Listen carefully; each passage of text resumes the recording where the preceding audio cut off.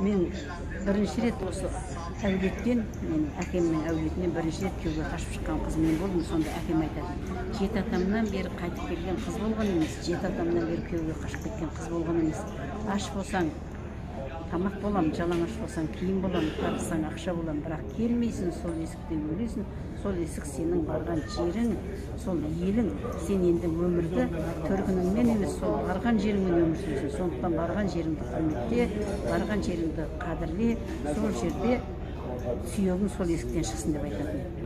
Күйеуге шықты, бітті. Бүгін түнде ұзатты тойда.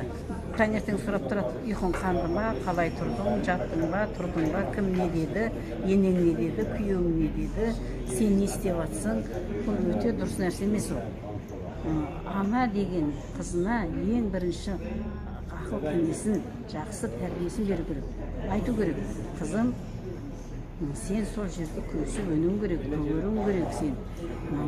Анасы жақсы болмай, қызы ешқашан жақсы болмайды. 3 жыл, 4 жыл, 2 жыл қиналу керек ол. Сол есікке үйрену керек. Оңай емес біреудің тілін табу, біреудің үйіне сіңісіп кету деген. Соның бәріне анасы тәрбие беріп отыр қызына.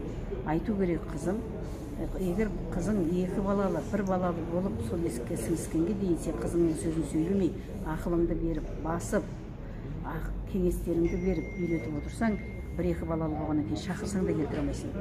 Бәрі тұрмысқа шықса болды, ауыртпалықты көтере алмайды. Семьядағы болып жатқан азғантай ғана ыдыс-аяқтың сылдырлағанын, болмаса бір ескертулерді, бір кішкене ененің жасаған ескертпелерін көтермейді. Күйеуінің бетінен алып, санаспайды. Ер азаматты қадір тұтып, бір деп білегінен, 2 деп етегінен ұстағаннан кейін сол азаматты қадір тұту керек. Әйел қашанда ерден 1 саты төмен болу керек. Ерін құрметтеу пірім деп есептеу керек.